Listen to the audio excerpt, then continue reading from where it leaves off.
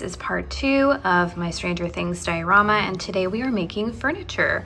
Obviously I did not make all of these pieces, but I do try to make as many things as I can, and some things I did purchase, but we kind of gave them a little makeover. So let's get started.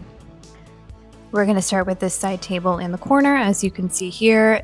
And to make this, I'm just going to be using some dowels, some coffee stirs, and some basswood.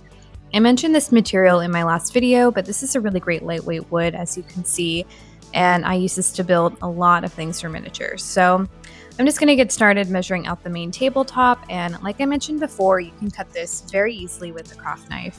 And then to make the triangle piece that sits on top, I'm just measuring out the same size square I did for the base and cutting it diagonally to get a triangle.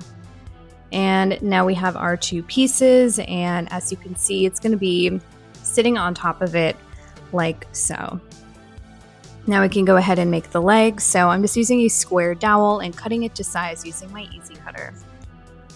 Once I get all of them cut, I'm just giving them a little sand to make sure they're all even, and I'm also going to use my sandpaper to slightly round to the corners of the tabletop.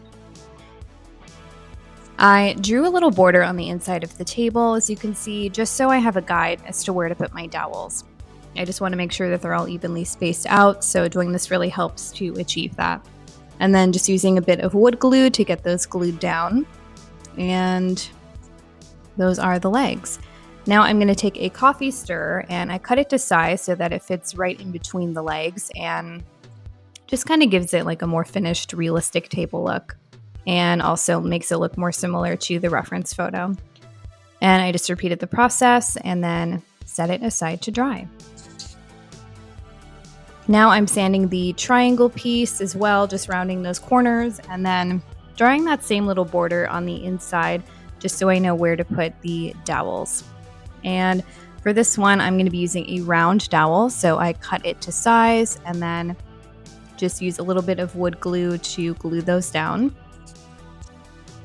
And then our top piece is finished. And I do end up cutting those legs a little bit because they were a little bit too tall. And then once I dried, I glued it to the bottom piece. Now we can start painting. I'm doing my sort of faux wood stain again with some watered down brown paint, and I'm just painting it on and then wiping away the excess with a paper towel, and this achieves sort of a wood stain effect. So this is a great option if you don't have wood stain, or maybe you don't have the right color. So it works pretty well, as you can see. And then there is our finished product. I think he looks pretty cute. I did coat the whole thing in polyacrylic to give it a little sheen and make it look more realistic. And let's put him into the space. And he's gonna live in this corner over here. And now we have our first piece of furniture, so yay. Let's move on. Now we're going to make the TV stand, as you can see in this picture, and we're going to use more basswood. It is a little bit hard to see exactly what the TV stand is because I feel like it's usually covered up, and I don't know that we actually ever see them watching TV in the basement, but it looks like some sort of chest to me, so that's what we're going to go for. I cut the top and bottom out and giving them a little bit of a sand, and then I cut out the front and back pieces and the sides. And I want the front to look like a sliding door, so I'm actually going to cut the front piece into two pieces to give that effect. I drew a little border around the inside of the bottom piece, as you can see, just like I did for the side table, just so I have a guide as to where to put my sides.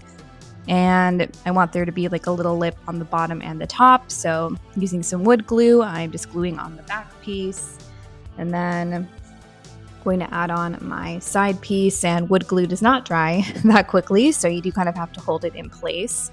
And then I added on my other side, and now I'm working on the faux sliding door. So I'm gluing down the larger piece first and then gluing down the smaller piece right behind it, sort of like so the front is slightly overlapping the back, and this will give the illusion of a sliding door.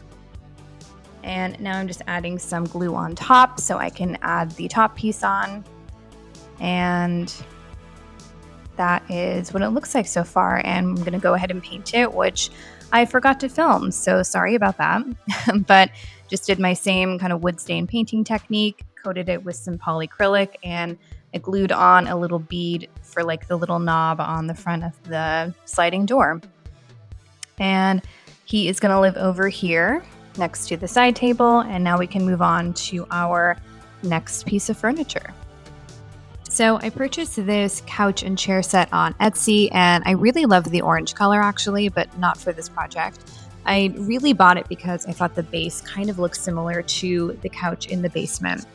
But that fabric is very specific. If you've seen it, it's kind of like a floral with wagon wheels. I'm not really sure. I couldn't find anything remotely similar. So we're going to be using this brown fabric, which I really don't like, but that's what we're going to do for now. In the future, if I find something better, which hopefully I do, I can always take this off and recover them. So I'm just cutting out my pieces of fabric for all the cushions. And then I'm going to use some tacky glue to glue them on. This is a really easy method because you're basically just going to wrap the cushions like a present. And if you're wondering why I didn't remove the orange velvet first, I tried and it was pretty stuck on there and I didn't feel like potentially ruining the cushion underneath, so I'm just gluing it on top.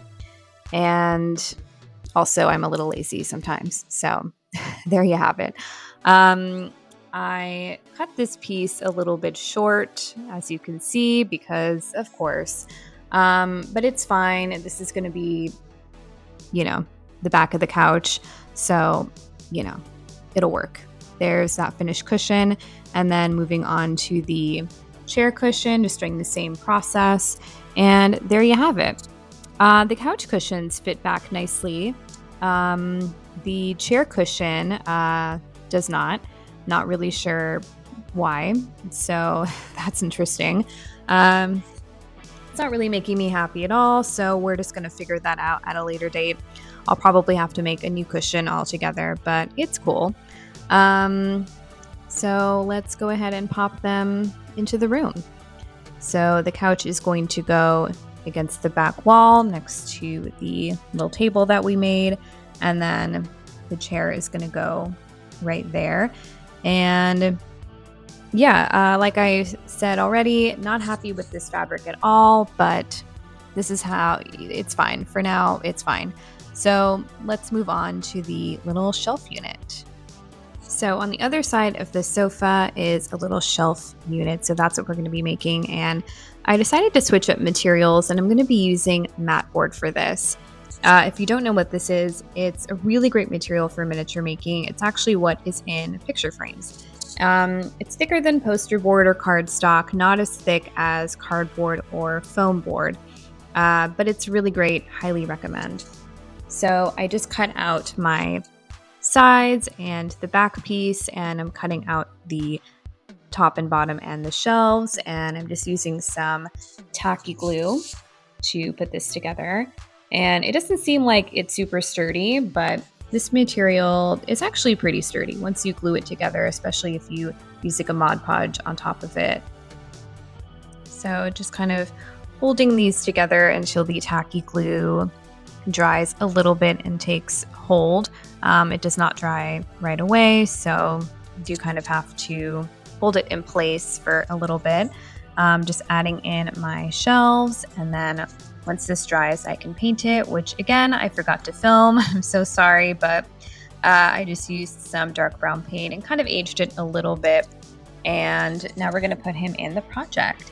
He is gonna go over here on the other side of the sofa. Pretty basic, not too exciting, but we're gonna fill him with a lot of cool stuff. So moving on. Now we're gonna make the D&D table. Here's a quick reference photo for you. It does seem like it might be a folding table, like a card table or something. So that's kind of the vibe I'm going for. Using a thicker piece of basswood for this. So I cut out a square and I cut out some legs using a square dowel. And again, like I've done for some of the other pieces, I'm marking a little border around the bottom of the table so I know where to put my legs, and just gluing those on with some wood glue. And then once everything's dry, I can go ahead and focus on the top of the table. From what I can see, the table is a dark brown around the edges, and then the inside is like a yellowish color. So I drew a border and taped off the outside edges, and I'm going to use a mix of these two colors to paint the inside. And I did paint the outside brown, but I thought it was a bit too light, so I'm going in with a mix of these two to darken it up. And I definitely should have used some tape because my edges ended up being a little bit wonky, but it's fine. And here is the finished product. I did coat it with some polyacrylic to give it a bit of a sheen, and he's ready to go into the project. So he's going to live somewhere over here. Once I get everything else in, I can figure out the exact location. But yeah, let's move on to some chairs.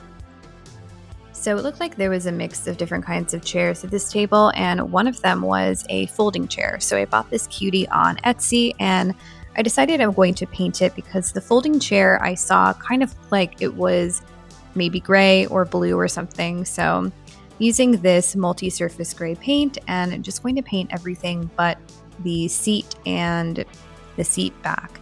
I did have to do a couple coats of this paint to make it look good, but in the end I actually think it looked pretty decent. Once it's dry, I went in with the multi-surface blue paint and I painted the seat and the seat back. And here is the finished product. So we're going to put him at the table, and he is kind of blending in with the carpet, but it'll be covered with stuff, so it should be fine. I purchased these other two chairs that I stained brown, so I'm just adding them in as well. And then I also purchased a coffee table, so I'm going to put him in. And that is it for furniture. So our room is really starting to come together, and it's looking very empty, waiting to be filled with stuff. But that is one of my favorite parts of making miniatures, decorating, and filling the room. So stay tuned for part 3 when we start making some fun Stranger Things accessories.